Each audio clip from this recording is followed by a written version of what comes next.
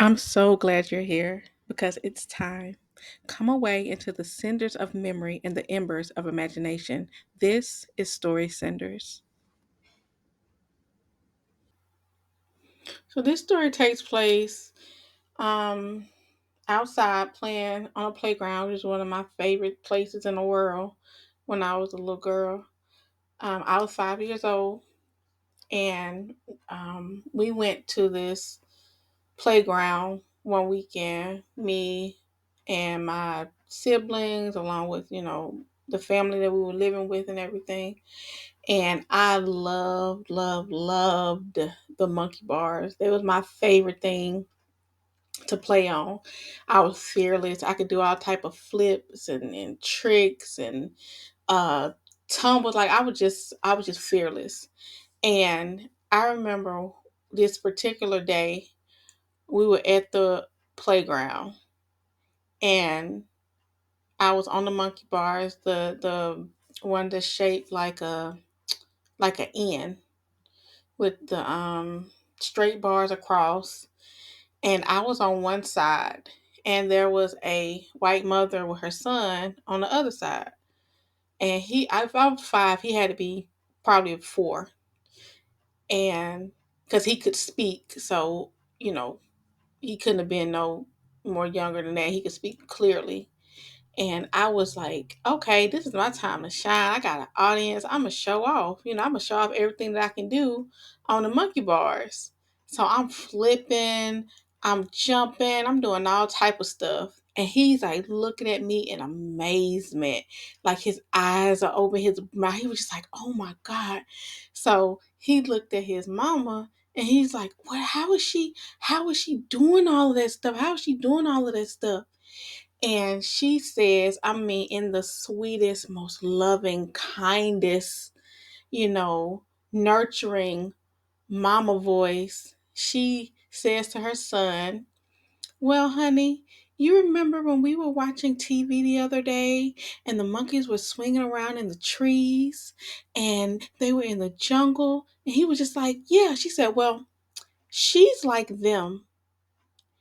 And I remember just like, because I could hear her, I could hear them. And I remember just stopping. She said it in such a sweet, like say, loving voice. She had me convinced. I'm like, wait, what? Hold on. So I stopped playing on the monkey bars. Like, mind you, I had never. I'm 5.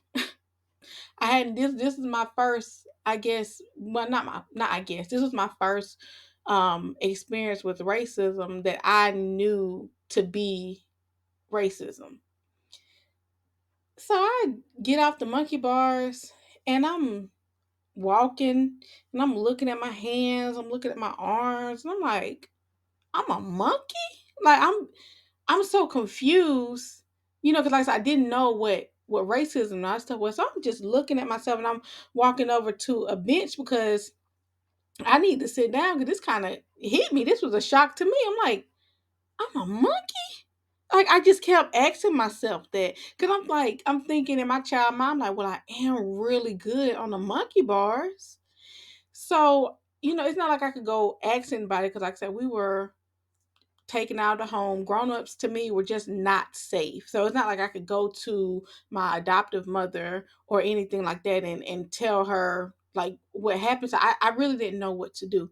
So I went and I just sat down on a bench and I'm just sitting there looking at my hands and my arms and just looking down at myself, thinking, why am I a monkey? How am I a monkey? So I stayed like that until, we were called to leave because it was time for us to leave the park. But yeah, that was my very first time dealing with racism.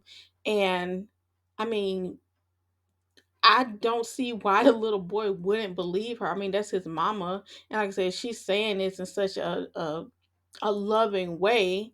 Her tone wasn't hateful at all, so of course he gonna believe his mama.